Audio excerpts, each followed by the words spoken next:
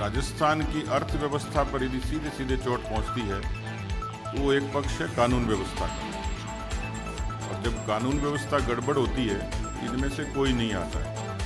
पर्यटकों की संख्या भी कम होती है, निवेशकों की संख्या भी कम होती है।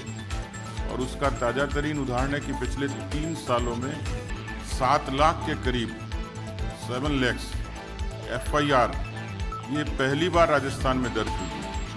और केवल इतना नहीं, इन 7 लाख मुकदमों में पिछले 21 से लेकर 22 तक का जो आंकड़ा है, उसमें वो सब चीज़ें शामिल हैं जिसमें मॉब लिंचिंग भी है, इसमें कम्युनल राइट्स भी हैं, और ख़ास तौर पर महिलाओं के मामलों में 1 साल का आंकड़ा है 6337, जो सिर्फ गैंगरेप, दुष्कर्म, उत्पीड़न की घटनाएं हैं। इस तरीके से जो प्रियंका गांधी जी कहती थी लड़की हूँ लड़ सकती हूँ, ऐसा लगता है कि उन्होंने राजस्थान की बच्चियों को, मातृशक्ति और महिलाओं को इसी तरीके से बेबस और लाचार इतना कर दिया कि कोई पीड़िता एम्बुलेंस कर्मी से रोटी मांगती है तो उसकी अस्मत ले ली जाती है। कहीं कोई सुरक्षित नहीं है। और इसमें जो अब यक्ष प्रश्न है जिसके लिए हम सब लोग आपके बीच में आए हैं, राजस्थान की इस शांति को किसी ने खत्म किया तो उसके दोषी अशोक गहलोत जी हैं। और अशोक गहलोत जी की जो अपीजमेंट की पॉलिसी है, साफ नजर आता है कि उन्होंने खुद ने एक ऐसा पक्ष खड़ा कर दिया बहुसंख्यक और अल्पसंख्यक के नाम से। उनका पिछले 3 वर्षों का ट्रैक देखेंगे तो बहुसंख्यक अपने आप को त्योहार मनाने में भी हिचकते हैं, डर लगता है उनको। और इसके अनेकों ताजा तरीन उदाहरण हैं। वो कश्मीर फाइल्स को देखने पर बैन करने के लिए 144 लगाते हैं, डिस्करेज करने के लिए।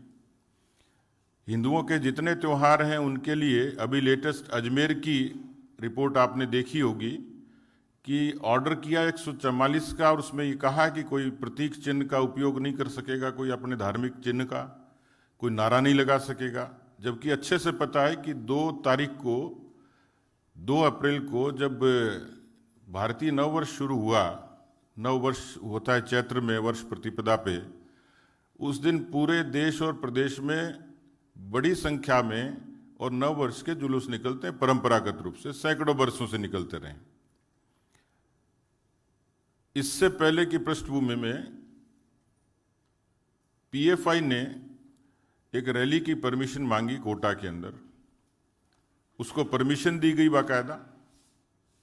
वहां बड़ी संख्या में लोग इकट्ठे हुए। हाँ, लाठी और हथियारों से लैस वो लोग थे। वहाँ जो नारे लगे, जिस तरीके से अल्लाह अकबर से लेके तमाम किस्म के नारे जो विभाजक हो सकते हैं, इस तरीके के नारे लगे।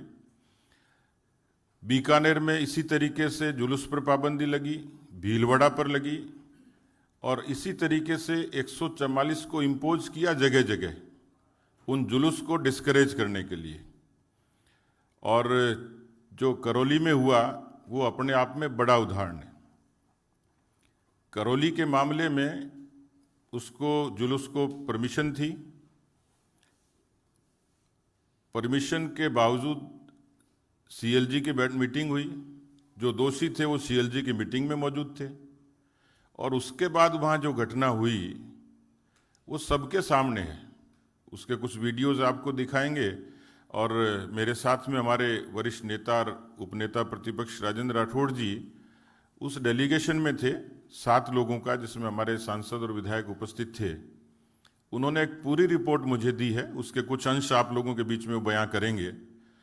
लेकिन प्रश्न ये है कि राजस्थान में जिस तरीके से अशोक गहलोत जी ने अपीजमेंट का काम किया है, PFI को खुश करने का काम किया है, सो कॉल्ड माइनॉरिटी को राजी करने के लिए वोट बैंक की पॉलिटिक्स की है, उससे राजस्थान में ऐसा लगता है कि तालिबान का शासन है।